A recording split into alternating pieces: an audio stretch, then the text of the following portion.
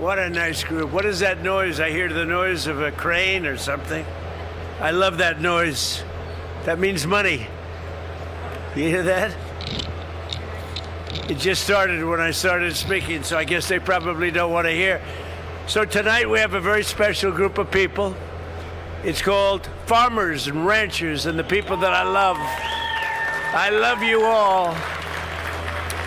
A special, special group. And I want to welcome you to the Rose Garden Club, which is a special place. We just developed it, really. This used to be grass and it was unusable.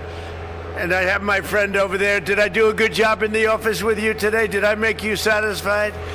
He's a good man. We've dealt successfully together for a long time. Oh, that's so much better without that noise. Thank you very much for turning that stupid machine off. But I want to welcome you to the Rose Garden Club. It's an incredible place.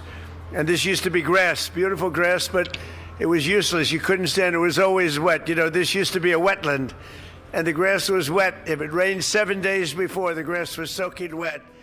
And we'd have reporters there. Female reporters would be holding their shoes like this, destroyed, ruined.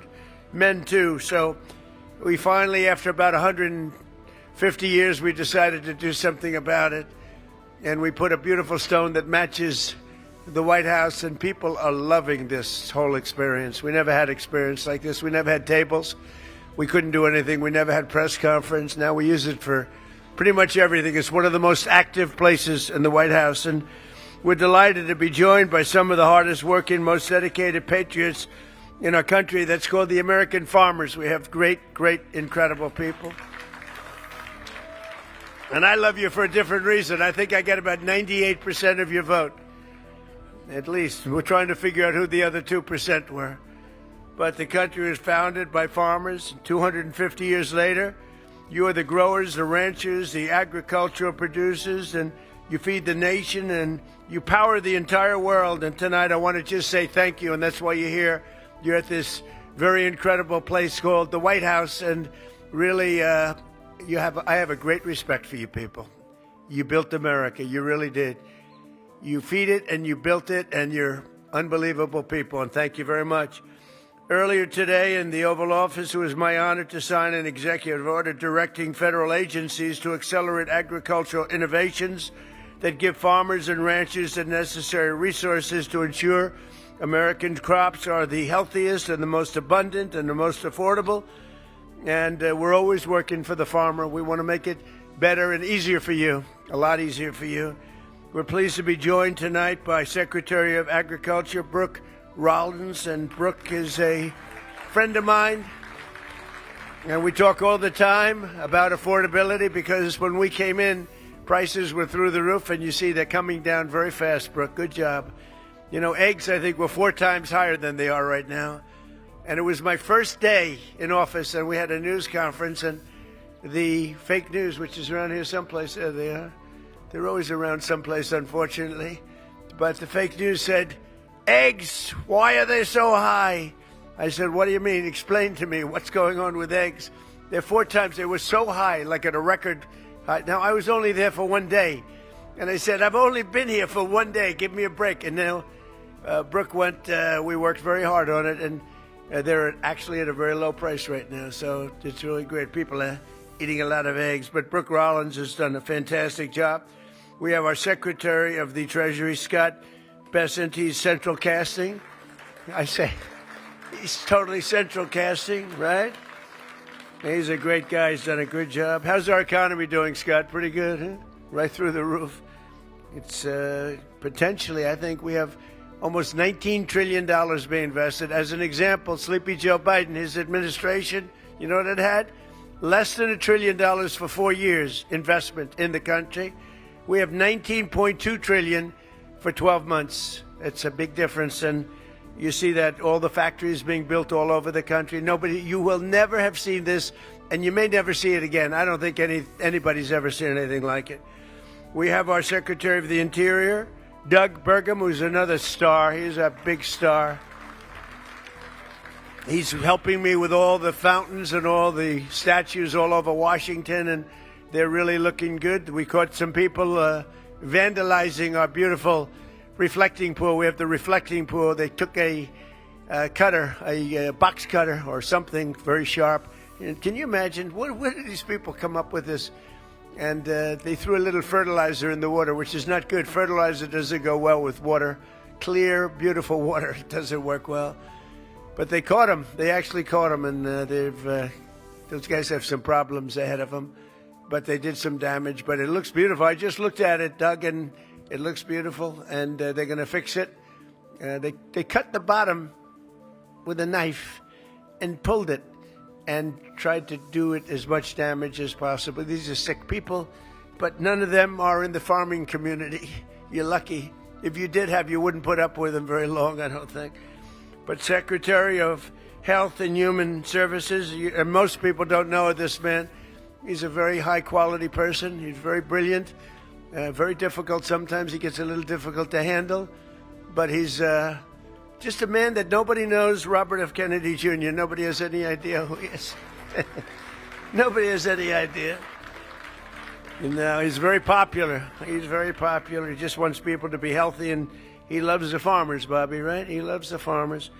And CMS Administrator Dr. Mehmet Oz, who's great. Who's a great man. Thank you, Mehmet. Thank you. Dr. Oz. Thanks as well to Will. We have a lot of governors and senators here. I won't introduce all of them. Some of them I don't like, so I'm not going to introduce the ones and some of them I like a lot. Nebraska Governor Jim Pillen is here. Jim, where are you? Jim, thank you, Jim. Nice to see you. Senators John Bozeman and John Hoeven, Roger Marshall, Joni Ernst. Where are you guys? I'm having dinner with a couple of you. Hi, fellas. Representatives Austin Scott, Celeste Malloy, thank you very much. A real farm people. They are at the top. They're always calling me about the farmer, along with Joni. And we also have with us President of the American Farm Bureau, Zippy Duval. I've known Zippy for a long time. Zippy, he is a Zippy. He's amazing. Thank you very much, Zippy. It's good to see you. You look good. Under the last administration, Sleepy Joe Biden and the radical left Democrats, I changed the name. It's dumb. I will probably always, until they become reasonable, I'll use a U instead of an E. It's very simple. Most people don't know there's a B in dumb, so it's a very simple change. I take out the E and I put in the U, and they're Democrats because their policies are so dumb. So that came out a little while ago, and they hate the farmer too. So do you know that they hate you? You know that, don't you? Anyway, the Democrats, they gave us the worst inflation in the history of our country, 48 years to be exact. And they crushed farmers with the burdensome restrictions. In my first term, we had an agricultural trade surplus.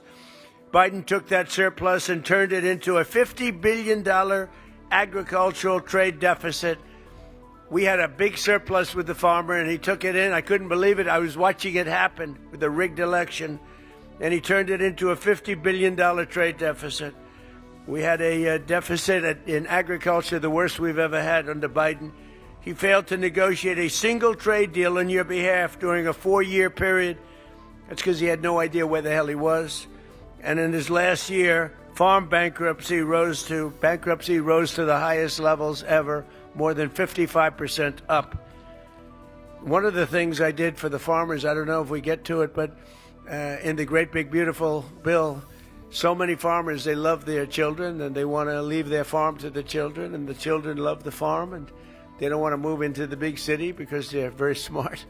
They want to stay in the farm, but a lot of the farmers are cash rich, and in some cases, and others are really land rich. And the ones that are land rich were having a little problem. They'd leave their farms, and their children would have to go out and borrow a lot of money to pay the estate tax or the death tax, a nasty tax, and it would be like 55, 60% in some cases, and they'd end up losing the farm. They'd go out, borrow the money, and the banks would end up owning the farm, and they did terrible things to themselves. It'd be, you know the story, it's a terrible thing, but there'd be suicides, they lost their farm, it was taken away. And I ended, in the great big beautiful bill, the death tax on farms and small businesses. So if you like your children, good. If you don't like your children, I would say leave the farm to somebody else. Does anybody here not like their children? Please raise your hand. Nobody. That's good. I've never, with all the times I've said that, I've never seen anybody raise their hand. Although there's some cases, I'm sure, where they don't. But you don't have the estate tax to pay now, so your children can live happily ever after, and they can enjoy being a farmer, and they can enjoy doing what they love to do. But now you have a president that fights for the American farmer, and after years of getting ripped off by other countries on trade, we've reduced the agricultural trade deficit just this year by 42%, opening markets to the American exports, and all over the world we're opening up markets for the farmers. And we have another one, a new market coming up, and that's called the lovely country of Iran. It's a beautiful place. Would anybody like to go there? The Islamic Republic of Iran, they're having a hard time with food, and we're going to be taking some of their money and we'll spend it, and we're going to be buying wheat, soybeans, and corn, a lot of it. And that process is going to be starting pretty soon. It's going to be pretty big, too. I think it's going to be very big. We have an expanded market, dairy in Europe, and the dairy market, as you know, in Europe, we've opened it up because they had it closed. In Asia, South America, Australia is now allowing U.S. beef into its market for the first time in more than 25 years. And China is committed to purchase at least $17 billion in U.S. agricultural products, in particular soybeans. So I just left President Xi 3 or 4 weeks ago, and he's agreed to purchase $17 billion worth of mostly soybeans and different things, but mostly soybeans. I terminated the insane electric vehicle mandate where they wanted your tractors within 5 years to be all electric. That's just what you want, is an electric tractor. Would anybody like an electric tractor? Because typically it's not the greatest. You run out of fuel. If you're out in the field someday and you're running a little low on juice, you'll never get it started. You might as well abandon it. So ridiculous. But I ended the electric vehicle mandate, which would have gutted the ethanol industry forever. And I saved your ethanol industry, and I think everyone knows that. Maybe nobody more so than Joni and some of the great senators that we just mentioned. Senator Marshall has been calling me all the time, "Oh, you got to save the ethanol." So we did, right? We did. We saved it. We saved it. So it's very important. And the Democrats don't even know what ethanol is. We eliminated unnecessary restrictions on sales of E15. And I made it clear that I will sign a bill allowing E15 all year round. And that was something that was very important to the farmers. I also repealed the Biden administration's ridiculous Waters of the United States rule. It sounds so beautiful. The Waters of the United States. It sounds so beautiful. The Waters of the United States. It's a killer. It absolutely destroyed you and your businesses. Had a good name, and everything else was bad. When I did that, I said, I'm going to be killed by the fake news media with this one. I'm destroying the waters of the, think of that, the title. And when I did it, I was surrounded by farmers when I signed it, and half of them were crying. They said, "You've saved our business, sir." Pretty amazing, right?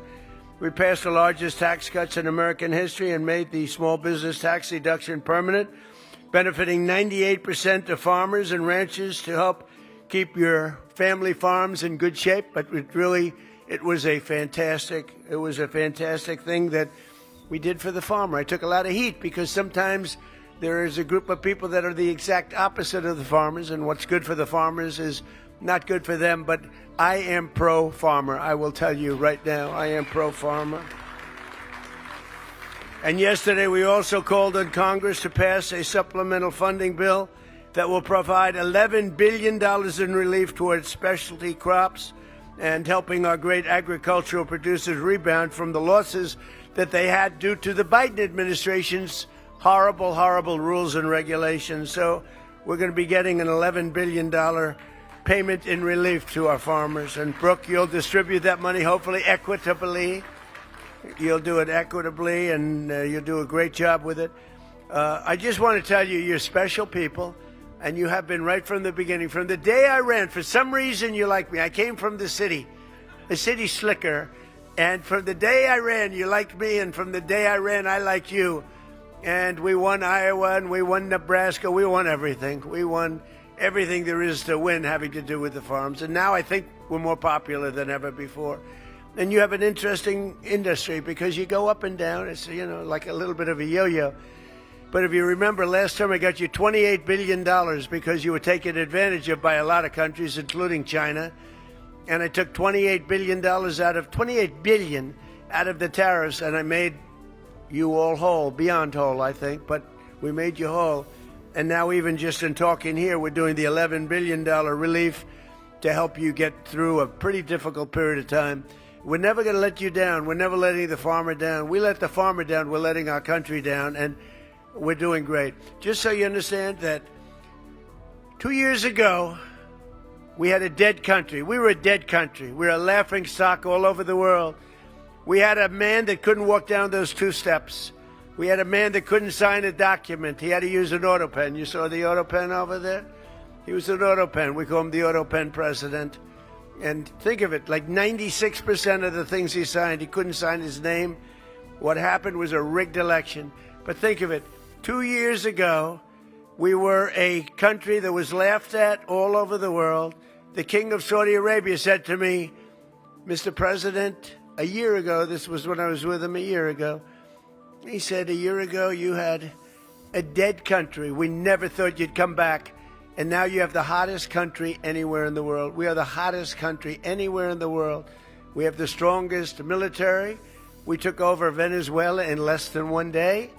And the oil is flowing, and we're getting along with them great. We're going to, by the way, help them with their big. They had a tremendous earthquake last night that you read about, massive in Caracas. But we're going to help them out. But we did that, and Iran effectively, within a week and a half, we knocked out their entire military, their leadership, their aircraft, their navy. They had 159 ships within 1.5 weeks. They were all at the bottom of the sea. And then I have to listen to the fake news. Oh, they're much better today than they were then. These people are crazy. They want to make a deal with us very badly. And we probably will. I think we will. But the strait is open. Yesterday, they took out 19 million barrels of oil. That's the most in the history of the strait. And the oil prices are dropping like a rock. And, you know, as goes oil, so goes everything else, including all of your products. You have to spend a lot of money for your tractors. Now you're going to be spending much less than you were spending just a few weeks ago.